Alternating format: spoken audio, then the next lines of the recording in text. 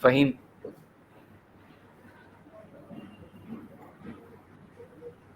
Yes.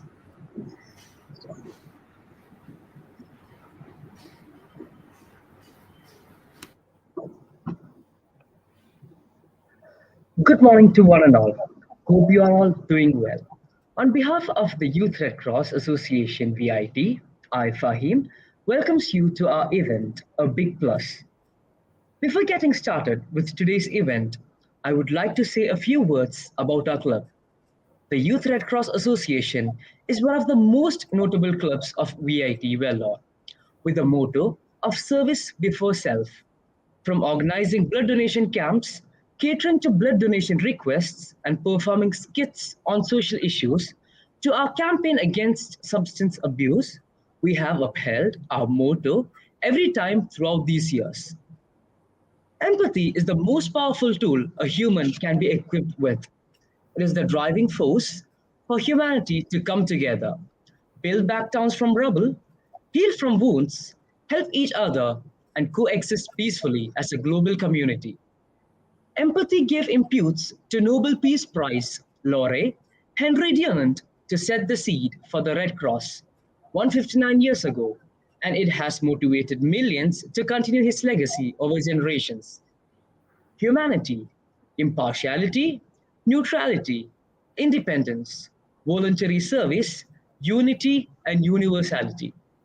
With these ideas in mind, volunteers of Red Cross have aided relief in wars of Europe, nature calamities of South Asia, and poverty-stricken areas of Africa. It has so influenced the healthcare sector that the symbol of cross is now found in pharmacies and first aid kits. The imbibition of these noble principles has held enriched our lives. The Youth Red Cross gives a direction and purpose to the youth of our country. Education is important, but it is incomplete without a moral compass that social service provides to us. While the society benefits from our service, we also receive a gift in turn, an altered mindset, and several skills that cannot be gained otherwise. YRC-VIT provides a platform to the students of VIT to make an active change in our society. Our time in this organization also leaves us with a vast treasure of memories and unique experiences. A red t-shirt is not all that we YRC volunteers have in common. We are unanimous in our opinion that joining this initiative was or has been a big plus in our lives. Today, we with us have few volunteers who has excuse me, sorry for that, a small issue. Yeah, today we have with us a few volunteers who are here to share snippets of their outreach efforts and some heartfelt stories from their endeavors. Let us start by introducing ourselves. I'd like to call upon Akshay in the very first to introduce himself. Hi, hi all. I was part of Youth Red Cross from I think 2017 onwards, 2016 onwards, and I think I'd like to just give a big thanks to Fahim for a brilliant introduction, and he's captured all the points. I think the mindset change that you get from doing social service is a very different perspective altogether. I think I just want to share a small story that I went through. So when I was a volunteer in Youth Red Cross VIT, there was a point when the Chief Minister Jayalalitha Karunanidhi had passed away, And at that moment, we were stuck in at CMC Vellore during a blood donation drive. And while coming back, I mean, there was a lot of riots going on, and at that point of time, we weren't getting a ride back. And there was this one particular auto guy, auto rickshaw driver, who we shared the problem with, and he just immediately said, "Okay, you've done a great thing. I think I'm ready to take the risk to take you back," because at that point of time there was a lot of riots going on, so he was scared for his own auto. So that infectious spread of good deed is something you can't replace, and it definitely changes the way you think. And I'm sure my fellow volunteers available with us today would agree to that. Yeah, I mean, it's a brilliant thing. uh, I think I am. Yeah, thank you, Fahim. Thank you. Now I'd like to call upon Sandeepan.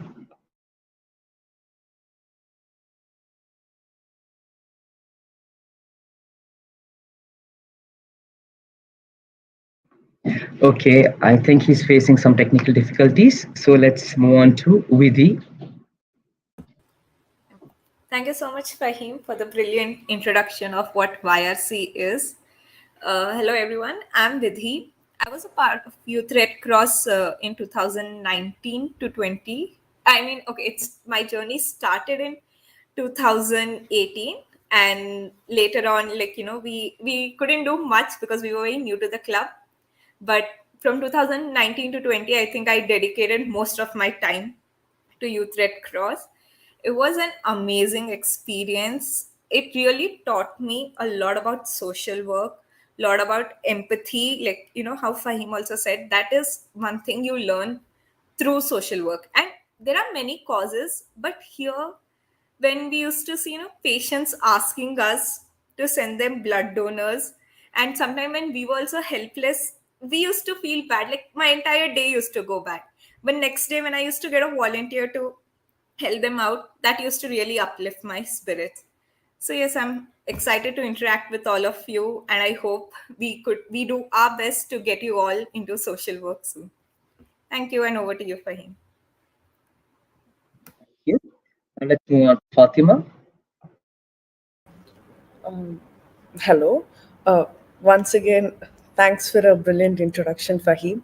Like all of them had mentioned, it's like I started my at the end of December was when I was recruited to IRC in 2018, and from there, thankfully, because I'm doing a 5-year course, I still am able to be a part of YRC here and there because I'm still in college. And it's been nothing but amazing. Like, we faced so many new challenges when the pandemic came and we had to shift everything online. But then, still, I'm very happy we were able to keep up with the work we were doing. Even during the pandemic, we had actually gotten volunteers for blood donation. If it weren't for the restrictions that came from the university, or like from hospitals having restrictions on others entering, I think we would have been able to do more. And as Vididi had told, it's a very beautiful feeling when someone calls and tells you thank you so much for getting us blood, and that the change we are able to bring into certain people's life is, you can't describe it in words. And we hope we all can continue doing that in the future, and that YRC will be able to keep on doing it for further generations. And as like, I'm excited to have an interaction with you all on the basis of that. Thank you, Fatima. Now let's move on to Shub. Yeah, thank you, Fahim. So I'm Shubh and I'm currently a second year student. I joined YRC-VIT 1.5 years back in December 2020. Since then, I've been involved in volunteering activities.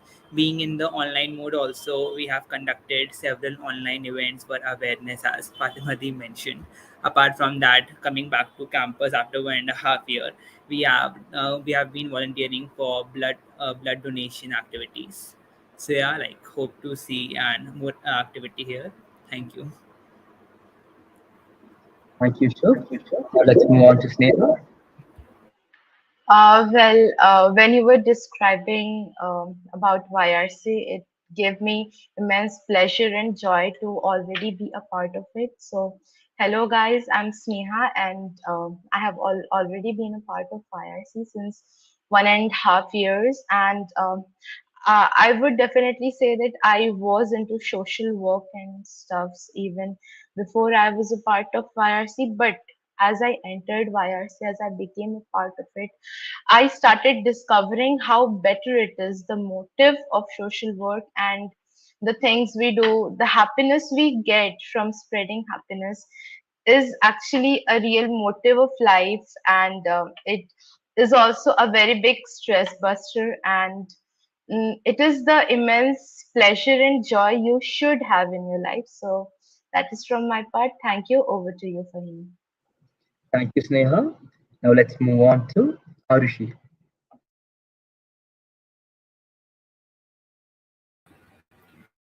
Hi everyone, I'm Arushi. So I've been a part of the Youth Red Cross for the past year, and all I can say is that my experience here has been wonderful.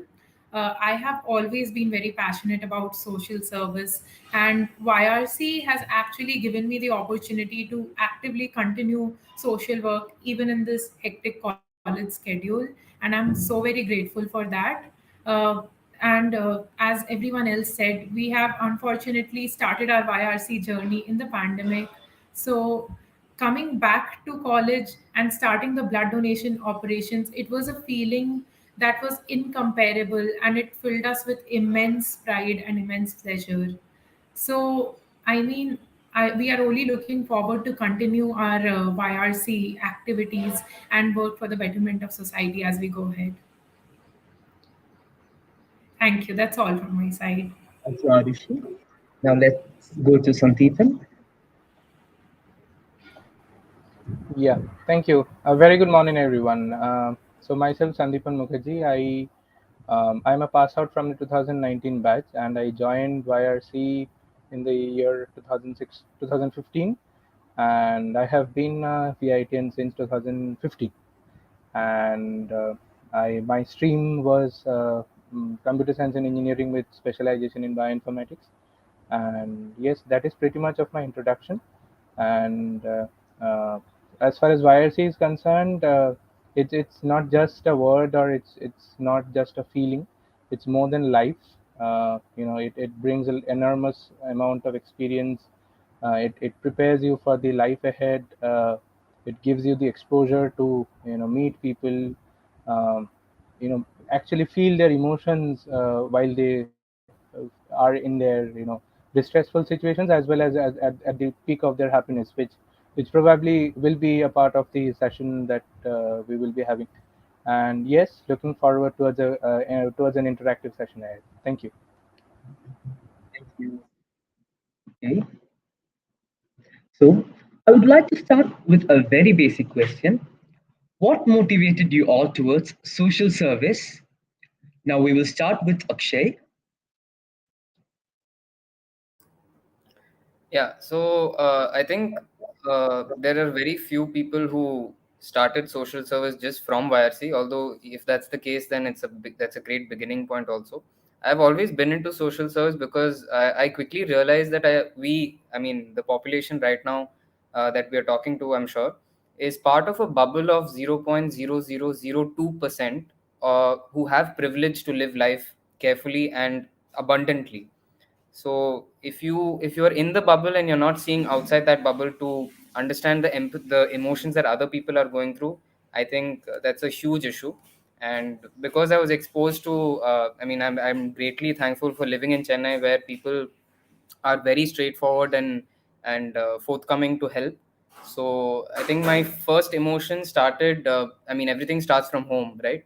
So we had helpers at home who were going through tough times, and I think that was the main reason where we saw that they weren't able to get basic necessities, which for us are, I mean, we don't even think about it. We don't think twice about how much rice we're having, how much rotis we're having. Something as simple as that. Fundamentally, they don't have those things, and it's a struggle for them. And I think we started from there. And my first experience with social service would definitely be a blind age home, blind visually impaired people's home in Chennai itself. And we saw them, we set up a small braille machine for them, and just general ration and stuff. And that's when we realized that, okay, so today's generation is a lot into instant gratification, where we need things instantly. If we're doing some work, we want to see the results of it instantly, and that's not the way it works. I mean, just by giving ration for 1 week, or something as simple as rotis for 1 week, one meal just for that 1 week, is not enough. It's a constant process of doing it over and over again until they reach a point where they can uplift themselves. It's about empowering, but you can't take complete credit for it, because it's your duty. You were given a set of privileges, and you're bound by duty to impart it to other people.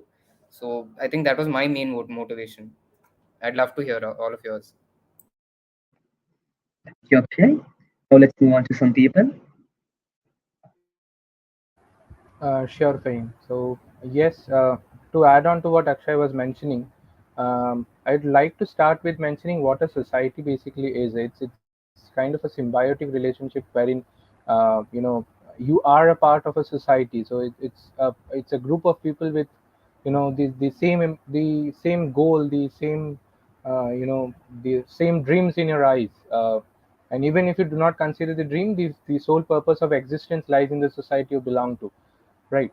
So when you say it's social service, you are basically catering to what you require in future, or that's one way of looking at it. Like, even if you are thinking that why would I step in and help some other people, some random people whom I do not know even. So it's actually a symbiotic relationship, if you might think about it. If you help the society to enhance or to progress, you are benefited in turn. So when you say social service, you are doing self service in general, to be precise. So my my motivation, my thought of social service was, of course, not with the feeling that I will receive something in return, because that is not what service is all about. When you do some kind of a service, it's about not expecting anything in return.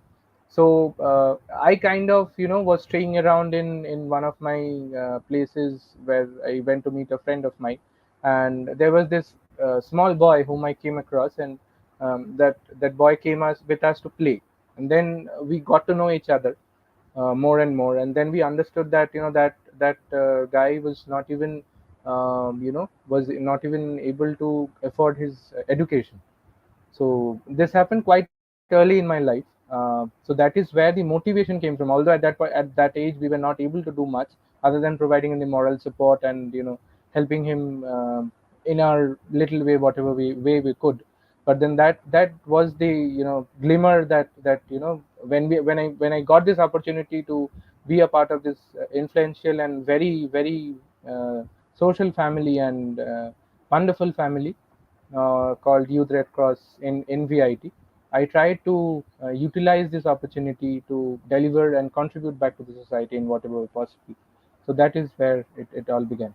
Thank you. Looking forward. Let's move on to Vithi. Yep. Thank you, Fahim. So, I would like to quote Akshay. What he told was completely right, that it all begins at home.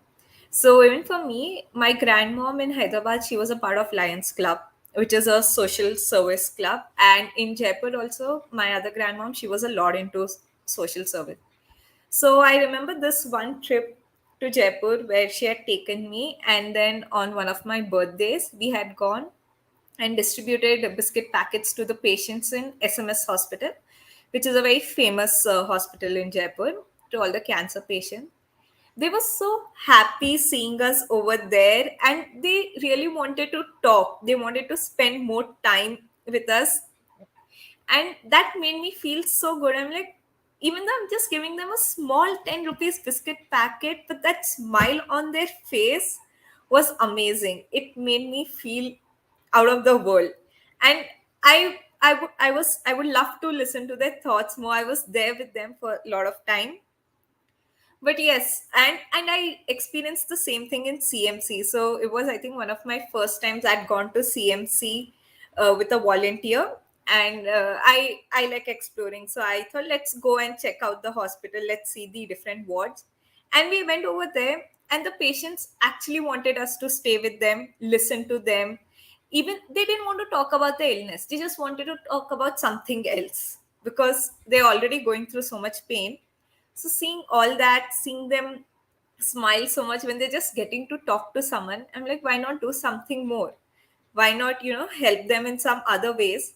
So all this really motivated me towards social service. And YRC was a big stepping stone for me, because after that I think I can never stop doing social service.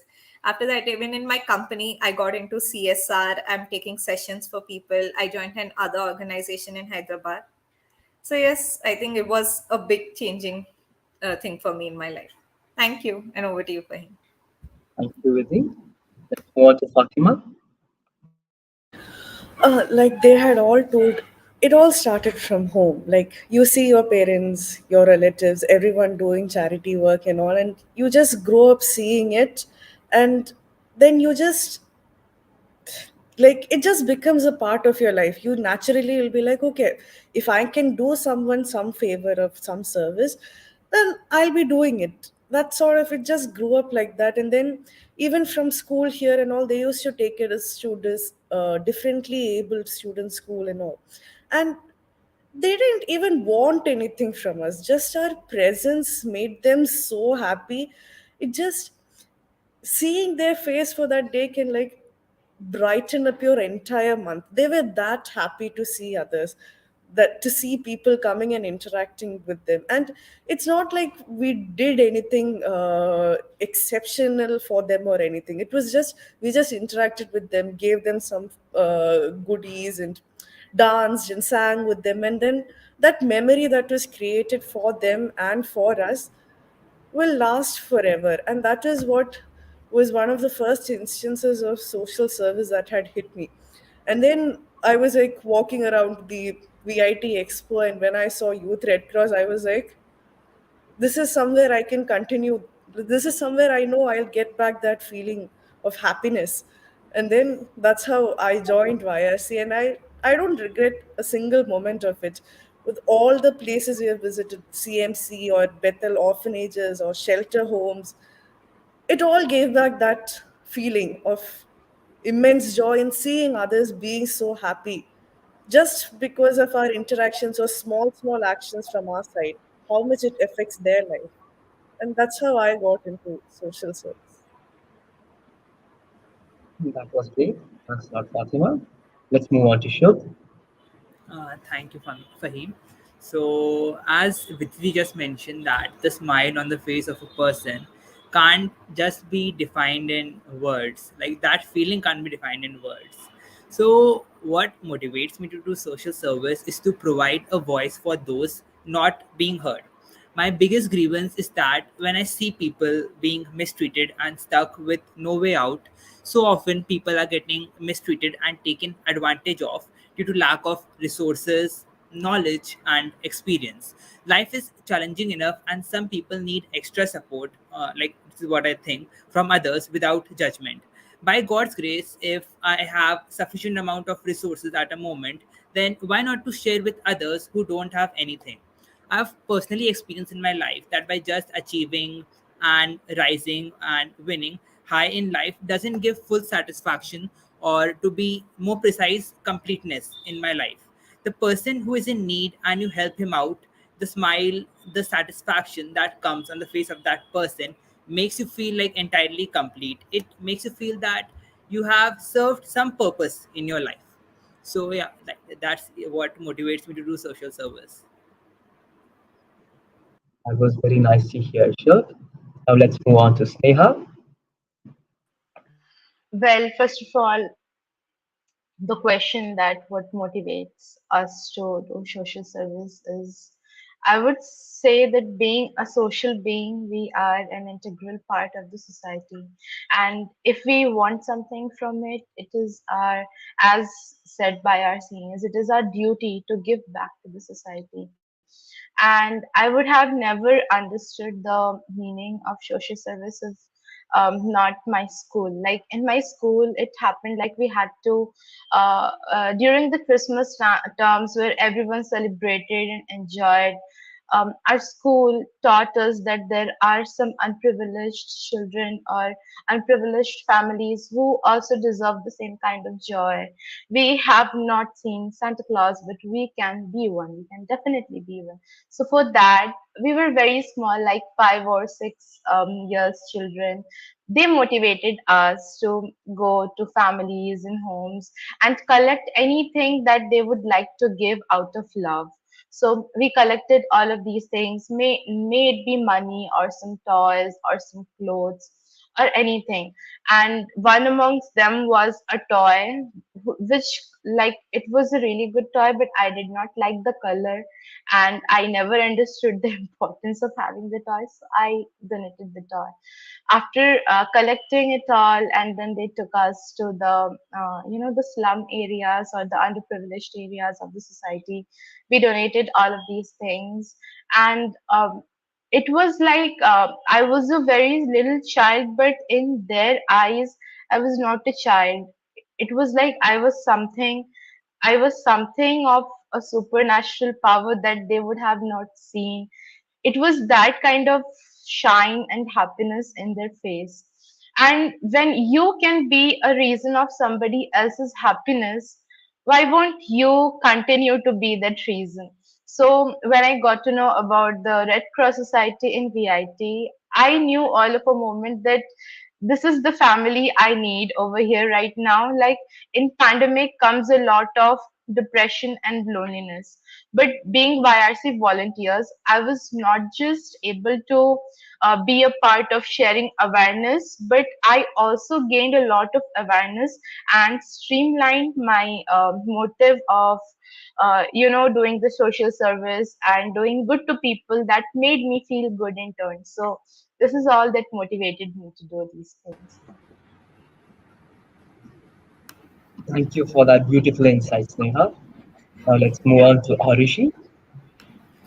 Uh, I think I would like to attribute my motivation towards social work to my upbringing too. And my mother is a very spiritual person who has always emphasized the importance of being kind and compassionate to others, to me. I clearly remember my first time doing any kind of social service. It was when I was 5 years old. My mother took me to donate toys and clothes to the poor. And I believe that such small acts of kindness have always made me feel a unique kind of gratification that no other achievement has ever given me. As a part of an NGO once, I spent a day at a slum, going from door to door, helping them with their daily household chores and teaching them some meditations to help them cope with mental health issues and such other things. And I still count it as one of the best days of my life. So, outreach has now become a part of my life, and I believe that once you start on this path, there is no stepping back or holding back. So, yeah, that's it from my side. Thank you for all those beautiful insights that you guys have given. So now let's move on. Okay, my next question is for Sandeepan. Why is social service an important part of the community building? Sure. So, first of all, let's understand what a community is and what a society is. So, both are kind of similar, so to speak. Society, as I mentioned, it's a group of people or a group of beings. It's not all about people all the time. So it's a group of being having a common goal or a common dream or a common thinking process in mind, right? So that is all about society. Now, coming to the question, why is social service important to a community building? So when you say a community building, so you're basically wanting the community to progress or to be in a better position than what it is today, right? So now, say, let's say for example, say myself and say maybe yourself, fine. So both of us are very learned and then we are very privileged, but then there are people, let's say for example, someone else, XYZ, who is not have had the privilege of being educated or have had a rough tough time existing so far in his life, but we are part of the same society, right? So at the end of the day, not only is it our responsibility to contribute to the society, But if you want to understand why is it important to contribute to society, because until and unless that XYZ person who hasn't been privileged enough, at the end of the day the community is not exactly enhancing. So if you are thinking that person also dreams of a perfect life, a great society wherein there will be no grief, no pain, it will be everyone will be happy with whatever they have, then that is the society that person is also dreaming of, and I also have the same dream in place. So at the end of the day we are part of the same society because our thought processes are similar, but that person or that being is not have had the privilege to be in that position. If you consider blood donation as well, today I am in a position when I was in VIT, I was able to cater to the need. I tried to help as much as possible along with my batchmates and obviously folks and volunteers like myself in YRC, as well as fellow VITians. Like if you just categorize people in VIT, YRC VIT as YRCians, it will be very unjustified according to me. The entire VIT can be regarded as YRC volunteers because each and every VITian has contributed to the club in any and every way possible whenever feasible. So at the end of the day we were privileged enough to be present in Vellore when someone at CMC is requiring blood. But on the reciprocate thing, when I or any of my family members might need blood in some other desolate place, if nobody stands up to the cause or nobody comes up to help us, then we will be desolated and isolated. So at the end of the day we are harming our community in general if we are not being any help to the society, which in term is regarded as social service by some, right? So this is just an example. We take up any cause, it's end of the day coming under the bracket of health service and friendship, it's social service, it's youth red cross, it's very broader than life. At the end of the day it is not only helping you to grow, it is helping your family to grow, it is helping your society to grow. So it is very very very important to be a part of the society and contribute back whenever possible in whatever mindless way possible. Like after having a meal, if you do not feel like having a meal, do not throw it out. Instead to just step out of your house. There might be some a poor soul, a cat, a dog, or anyone. If you feed that person, if you feed that being, then that is actually helping that person in general or that being in general, right? So that is what a community is. Everything is symbiotic, to be precise. So yes, that is why being in the society and contributing back as a social, tagging them it as a social service is very very very important as community building is concerned. Yep. Thank you. Looking forward to your views as well. Oh, that was a wonderful answer, Sandeepan. So now let's move on. It is said that the more you give, the more you get.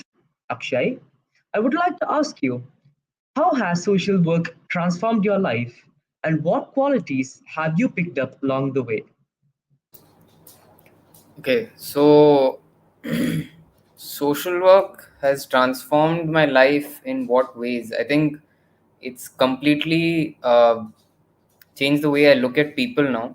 Uh, I don't categorize people into certain categories as we do generally. There's no judgment or bias towards the person itself, and I think one I would just like to consolidate into one part of it, which would be I have I think stopped. I don't have a really good answer for this. I think it's just looking at people as people. I've just, it's not based on their appearance, their personality, their character, because uh, a really bad person, what society calls bad, can need help, and you cannot back down from that part. And a really good person needs help as well. So I think that sums up the answer for me. Yeah. Thanks a lot. Thanks a lot for those beautiful insights from you. Let's move on. Right now, I'd like to ask Fatima, what role do you think YRC plays in the VIT student community? Okay. Uh, I believe YRC actually plays a very major role in the VIT student community. I mean, it is one of the clubs where you do not need to be the part of the club to be able to work for the club. For blood donation, we are not only taking donors from our club. In fact, the most of our, or more than 95% of our donors come from people who are not members of the club. And I think YRC provides a platform for students at VIT to engage in their social side without being part of the club. Like during our blood donation camps, we see so many people attending, so many of the people who are not part of the club attending. Also, the donations we do, not just blood donation, the donations we do at the end of each year for clothes and bags and shoes and everything. By providing an opportunity like that for others to be able to do something for the society, I think we are YRC actually plays like a very major role. Yeah, like even for people who are like uh, who want to do good things but do not know how to do it, or like do not want to go that extra mile alone, YRC walks along with them and takes them that extra mile so that they can do something good and be actually happy and proud about it. Like, you donate once and you're saving three lives, and that's a huge thing. And then it also in many cases have motivated people to redo what they have done. Like the first time they would have been reluctant when we call them as donors and all, they'll be like, do I really need to come, kind of, and all. And once we convince them and once they do it, they call us back after 3 months. They're like, I'm eligible to donate again, so when is the next time you're going? So that is actually a huge impact someone an organization like YRC has on the student community of VIT. We are able to bring out the social service side of theirs. And these are just very small two examples of what we're doing. Like, even during our blood donation camps, usually it's more difficult for girls to get permission to go out on weekdays to go donate blood and all. So through our blood donation camp, we are providing an opportunity inside campus itself for everyone, including faculties. It's not just students and faculties and staff and everyone to be able to donate. So these things and all create an impact on the student community and help them move forward with their social side. Thank you. Thank you, Fatima, for your view. It was very nice. Now let's move on. It's one thing to work for the betterment of the community, and yet another to mobilize others towards a good cause. I would like to ask Vidhi, how do we overcome this challenge? Thank you for the question, Fahim. Well, I do understand it is very difficult to encourage others to come and volunteer for a good cause because, unfortunately, today's society is everything about give and take, or people see what is their advantage. Here, we have to sell something without without something that's going to happen for them, like without an advantage for them. Right. Like now, when I'm telling a volunteer, you come and donate blood, he'll be like, what's there in him or her for it? What's there in it for him or her? So, yeah, that is one thing we have to sell. And that does become difficult sometimes. But there are those few nice people that you get and they tell you yes. One thing, like, one way that I learned to tackle this, and I remember this was told to me in my interview, and I guess Sandeep and Bhaiya was there and few more who were taking my interview. Always tell them that you put yourself in the shoes of the patient. What if one of your close relatives wants blood? Will you not go? Will you not help them? I've heard such lame reasons from people saying, no, I'm scared of injections. My mother won't allow me. I mean, there were really few lame reasons which used to come up, and then we used to tell them it's okay. We'll talk to your mom also, and then then they were like, okay, we'll come then. So we had to tackle all those situations. And again, every social cause has a different problem. Now let's say when we are doing when we are going and giving a seminar somewhere in a government school, there the challenge that we would face would be that, how is it to make sure that the government children over there, they'll be encouraged to make sure they continue on that same line and same path. So yeah, that's, I think, every social cause does have a different challenge, and mobilizing others, I think in today's generation, at least for people of my age or your age, one of the only ways to get them into it is telling them, yes, you'll get a certificate and that's going to be helpful for you. Unfortunately, we have to use this line. We have to bribe them with a certificate. Yeah, you come, you'll get a certificate, and it's Youth Red Cross, it's a known community everywhere.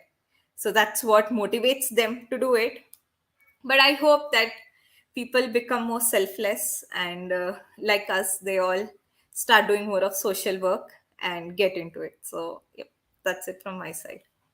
Thank you. Thank you. It's a lot for that view with empathy and everything. Now let's move on. Health is a major part of the Red Cross ethos. There exist several disparities in healthcare due to various social factors. I'd like to ask Sneha, how do we work to eliminate these? Okay, so first of all, I would like to start by saying that health is wealth, and a healthy country is the one which is actually capable of defeating poverty and the other social issues we have. So I think providing health and well-being as a social service is the stepping stone to being what we are already as social beings.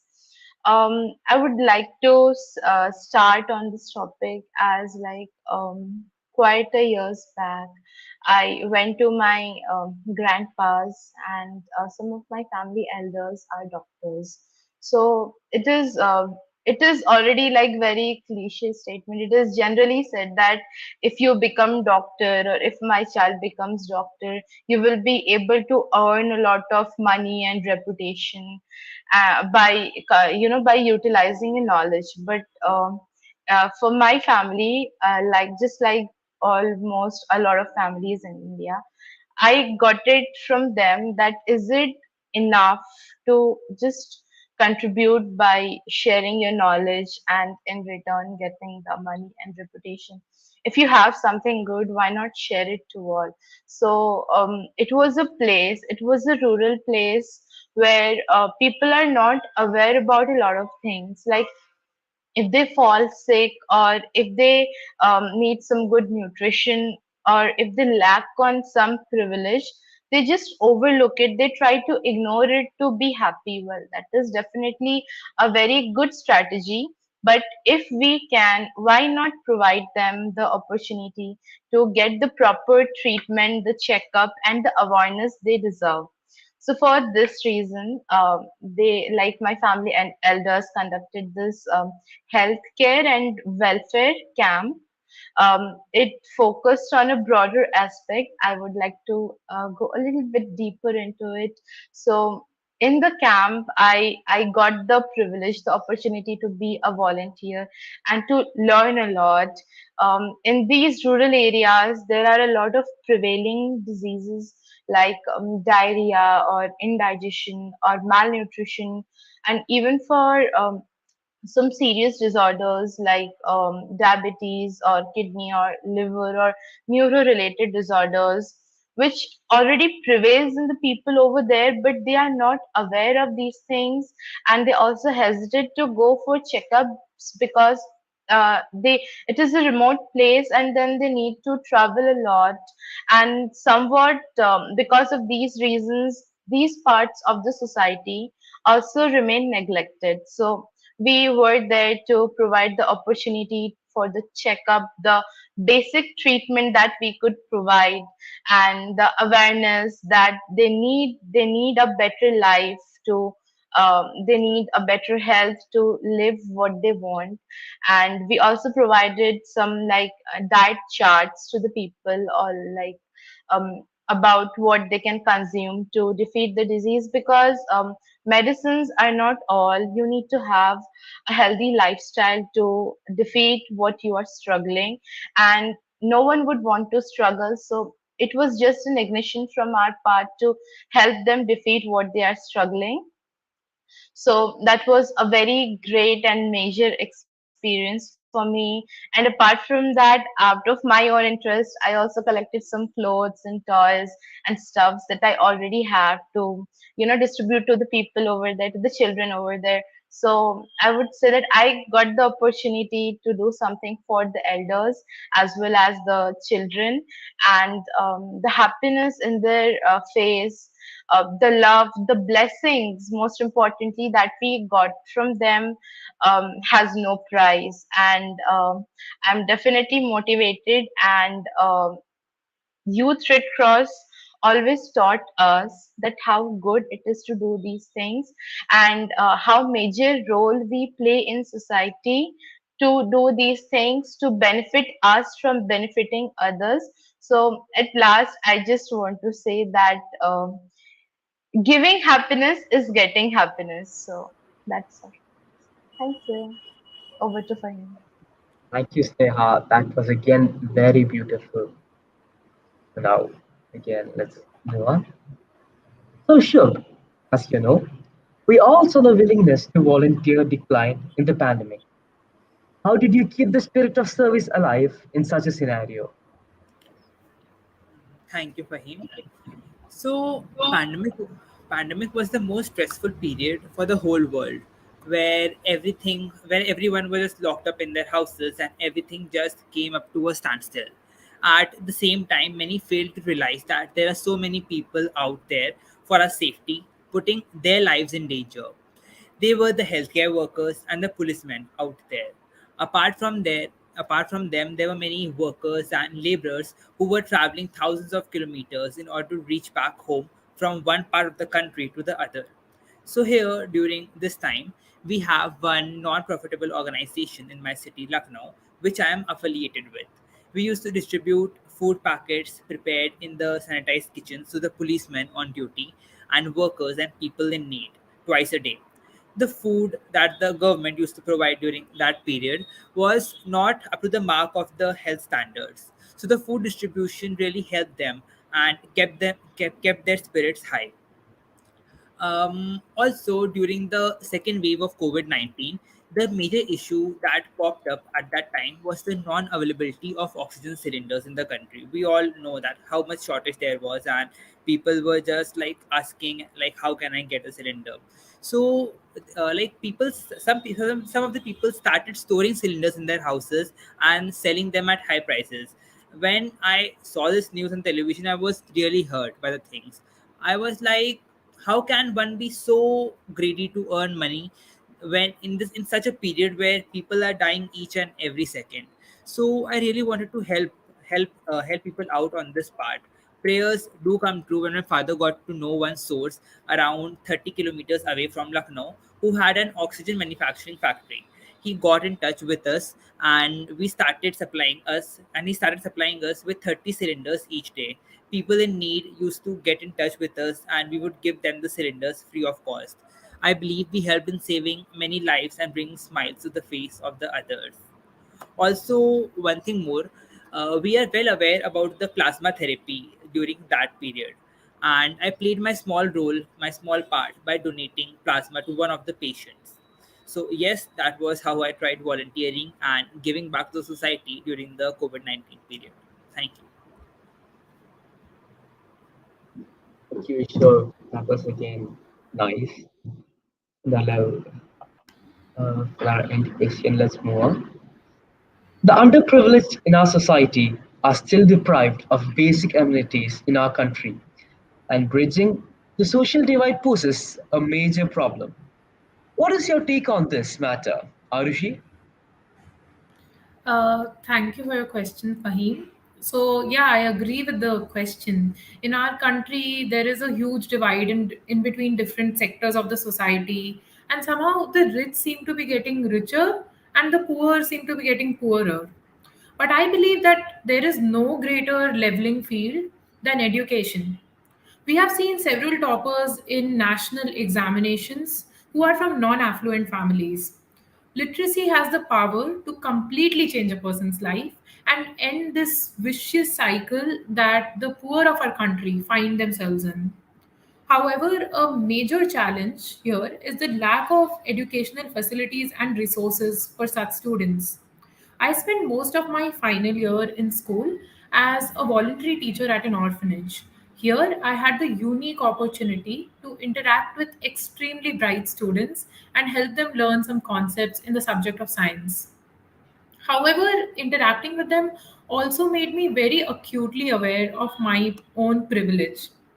A typical government school classroom is overcrowded, and instead of being encouraged to learn and imbibe new concepts in a subject like science, especially where reasoning is required, the children were taught to rote learn and memorize the answers to the questions that would come in the examination. They were actually told by their teachers to learn the answers to a certain set of questions, and out of the 10, some 5 or 6 would come in the examination, and that's how they would score marks. So it's not like these children had any less reasoning ability or any less learning speed than us. They simply do not have the required resources at hand, is what I observed. In fact, this lack of resources was the reason that they had to move to the city away from their families in the villages and stay at the orphanage, which is really sad because they kind of miss out on a part of their childhood and living with their parents at such a tender age. Again, any sort of health issues also seem to affect them very disproportionately. I remember one of the students who was slightly more accident prone and more disease prone than the others. And he had to actually keep missing classes and school, which was really sad because he was one of the smartest kids of the lot. So, as Sneha said earlier, healthcare disparity also plays such a major role in making these opportunities available to the underprivileged. And as we know, health is one of the most important factors in any student's life.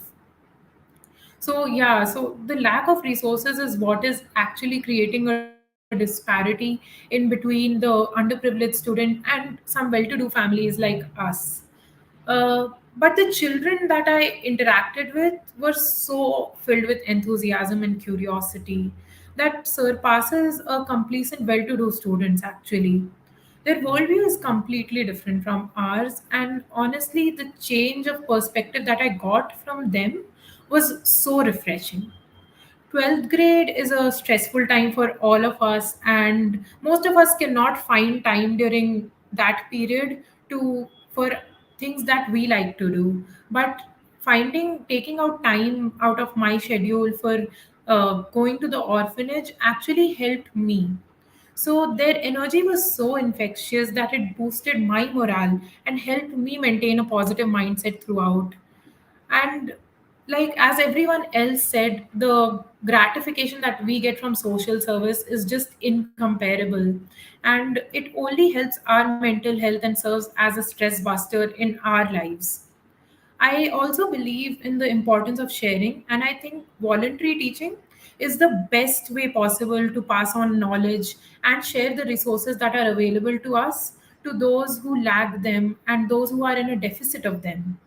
It is not very hard to take time out to teach, and there are so many organizations and initiatives that are dedicated to this. Even at YRC, we have so many orphanage visits where we get to interact with underprivileged students, and I believe that experiences such as these just fill us with so much joy and stay with us for an entire lifetime. Uh, this is a field where the youth can actually make a measurable active change, and the results are just more than satisfying. I think that this is the most viable option in bridging the educational divide that we have in our country. That's it from my side, Fahim. Thank you. Thank you. Thank you, Aarti. Now thank you for all your wonderful insights. I have one last question for you all. What was one defining moment you had in YRC? This is an open question. So let's start with some people.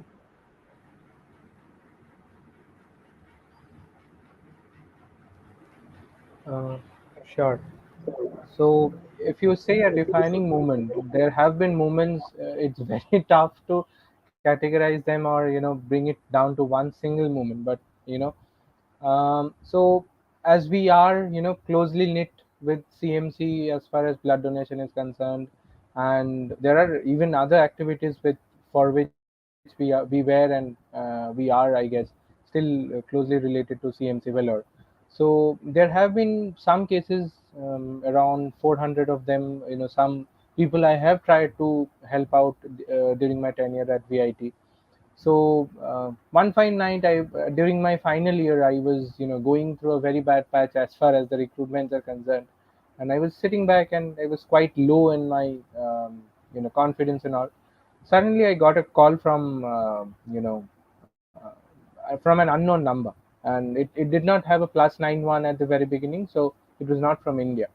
Out of curiosity, I just lifted the call, and to my utter surprise, it was a person from Bangladesh, and that person had called up, saying that they had reached successfully. They had been in Vellore for 3 months, and during these 3 months, we were able to, like the Youth Red Cross, were able to help or cater to their requirements, be it blood, be it platelet, whatever they required. But that person had gone back to Bangladesh with her like his wife was going through some issues. She was having cancerous tumor, and that was successfully operated in CMC Vellore. And then they had gone back to Bangladesh, and then that person actually invited folks from India from the club to Bangladesh.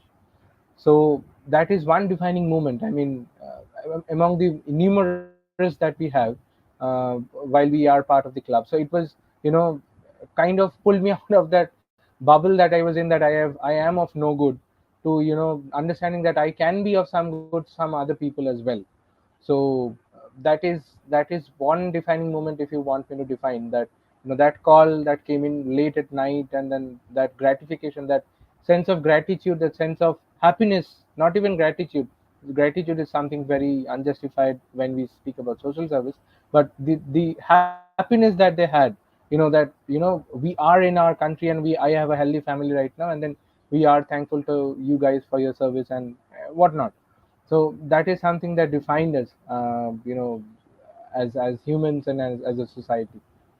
So it's not only Velour, it's not only VIT, it's global. That's the amount of reach that we have, guys. It's the society, the global society we are talking about, not just fellow VITians, fellow YRCians, or fellow Indians, something like that. It's global that we are talking about, the global audience that we are trying to serve in some way or the other. Yeah. It's great to know that we have made changes in others' life, especially a positive change. So now let's move on to Akshay. What's your opinion on it? Yeah. So I think, yeah, this experience that Sandeepan spoke about was one of the most touching. I got goosebumps while hearing it. I think for me, I've always looked at the pessimistic side of social service, which is, I think the question was posed to Vidhi, which is how to get people motivated to do social service. So for me, the defining moment was that initially you do have to lower them. Someone who's not inclined to do social work, who are just completely blind to a part of society that needs help, and it's your duty, not your position that you need to do it in. So in that sense, there was this particular individual. I don't want to take the name. We took him, very honestly, on a basis of greed, that you'll get juice and you'll get fruits and whatnot. And once he went there, and the patient's attender, I think she was about 70 years old, I mean, the mother of the patient, she just fell right at his feet. And for us, I think 19-year-old guy to have a grandmother age woman fall on his feet, that opened his eyes. And ever since then, he has been a regular donor. Apart from YRC, also, I personally know him now, and he's been a regular donor since, I mean, till today at least. So for me, it's just about that initial opening of your eyes. If you are able to achieve that much, and trust me, most of us have our eyes shut. I'm very frankly speaking, I had my eyes shut also. And once they open, they just open. You stop looking at the world in a very selfish manner, and you just go out and do your all. So yeah, it's a very fulfilling feeling. That was my defining moment. Thank you for your opinion, Akshay. Now let's move on with the same question to Vidhi. Yeah. Thank you, Fahim. I think what Akshay told is absolutely right for me also. Like finding volunteers was very difficult in the beginning for me. But then there were these two volunteers. We took them months, and after that, every 3 months, they were regularly approaching us. They're like, 3 months are done, now we want to go donate blood. So that really made me feel nice. Yes, these guys have understood how important it is for the patients. And anytime the patients used to send us a thank you message, and if we knew that this volunteer has gone and donated for this person, we used to send that to them also, so that they also feel good about it, that yes, they've done something amazing in the society. And I think because of YRC now in Hyderabad, also a couple of my friends always approach me in case their relatives need blood. So YRC itself has defined me as a person. Probably people used to tease me and call me vampire. I think all of us have been called that in college. But yeah, in Hyderabad, my school friends also know me, that in case you need any help, you can always contact her and she'll certainly be there. So that was the best moment for me in YRC. Thank you. Yes, it is great to know that people see us as a person of help. Now let's move on to Fatima. Like what Vididi told is like very true. Like so many people approach you knowing you are from YRC, knowing that there is hope, they will get help from us, we'll do something for them. Like, and just 2 days back, my friend was like, something of some donation is happening, and I don't know who to approach, but I know if I give it to you, you'll do something for them as a part of YRC. And when people see you in that light, it's very different. It's very, you feel so proud. It's like there are various emotions that go through you. Also, like blood donation, like when you get messages from people who have finished their treatment and are leaving, like they would have been contacting us for almost 2 to 3 years and all, for all of their blood donations and all. And once finally their treatment is over, they put up this messages to people who they were in contact with in the group, and they share it. It's like that one message can make your day. It's such a nice feeling.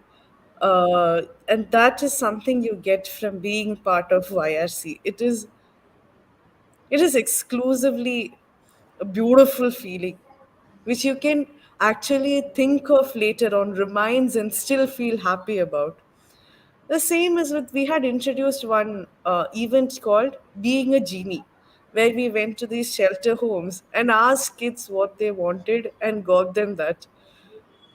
The pure joy in their face, or the eagerness with which they tell us what all they want, and their happiness when they see the items, it is something you'll not get from anywhere else. It's like a beautiful feeling, and I'm just so grateful for being in YRC to be able to experience that. So I think those are like a few snippets of defining moments that I had when I was in YRC. Thank you, Fatima. Now let's move on to Chris.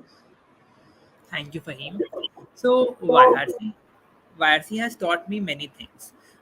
Speaking about one defining moment, so that's probably realizing the amount of hard work and dedication that healthcare workers have towards their passion. I want to thank all the frontline workers for their bravery and courage during the pandemic period. At YRC, in order to acknowledge their selfless efforts towards the society, we sent a thank you video to many hospitals of the country, displaying their dedication towards their work. We all were elated by the responses that we got from them. They reverted back by us by taking out time from their busy schedule. And like from their messages was very much evident that yeah, there are some people there who are acknowledging our efforts even in this period. They know that their hard work and oftentimes dangerous work goes unappreciated, and still they keep working despite the people's ignorance towards their sacrifices. During the pandemic period as well, while we all were staying inside our houses to avoid the dangers of the outside world, they were out there to help people there. I realized this in one of the sessions that I hosted at YRC itself with Dr. Rupam Kumar, where she was telling the audience about the COVID-19, as well as how much the doctors in the hospital have to face. They have to take so many precautions as well as sanitization in order to make the patient well and keep themselves well as well. Right. So just to sum up, YRC gave me the opportunity to reach out to these heroes and express my gratitude to them. So yeah, thank you. Thank you, Shil. That was a wonderful insight. Let's move on to Sneha. Um, well, as I said, that Youth Red Cross is more than a club. It is a family, and it is more than that. So, okay, it is like I joined when things were online, and we did not have much opportunities. But amidst all the hardships and things, I must say that Red Cross gave me an opportunity to learn and contribute back. So, for this, actually, defining a single moment is difficult, but still, I recollect from the nutrition day event. Like in the COVID times, all of us were talking about COVID and the diseases associated. But nutrition is something, a very basic thing that we need to defeat any certain type of disorder. And when things were online in lockdown, locked upon the house, you see the same faces, you eat the same food, but then you kind of forget that what are the types of food that you need to consume. So we had the guest speaker who gave us really good insights about how can we deal with a lot of challenges and a lot of health aspects only with the consumption of good food, a particular type of food, like not every type of food in sufficient amount is good. So like we had to channelize the intake of different type of nutrients we took in. And not only me, I also got insights from my peers, from my friends, that they have been gaining a lot of knowledge on COVID and issues. But they also, through the session, they also gain knowledge about how can they defeat any situation just with the help of nutrition, because it is well known from the earlier times that we did not have medicines. It was food which was the biggest medicine to defeat any kind of hardship we have in our life. So YRC gave me the platform to never stop doing good and learning good, even because of any particular situation and pandemic. So I would like to conclude it that way only. Thank you. Thank you, Sneha. Now let's move on to Arushi. End it off. Okay, so I think one of the most defining experiences that I had in YRC was interacting with a social worker from Hyderabad who was working to eliminate violence against women. So her deep understanding of concepts like toxic masculinity, gender roles, toxic relationships, and how they play a role in increasing violence was so very insightful. Like these are concepts that are not well understood even by some people in our generation, and I firmly believe that it is very important to understand these things at a very early age, even though it is a very big taboo in India. It is very, very important to start a conversation on this topic. As a part of the Red Cross, it is one of our major aims to work for the empowerment of women and prevent violence against any sect of the society. Peace and humanity, it's one of our major principles. So, this is also a cause that is very, very close to my heart. I could see that the audience was very interested in this session, and they all came up after the event and appreciated the speaker, appreciated us for spreading awareness of the same. Many of us have faced adverse issues, adverse experiences based on gender, and so like the event was a really heart touching experience for all of us, and to be a part of such an impactful event and in such an impactful occasion was so overwhelming for me.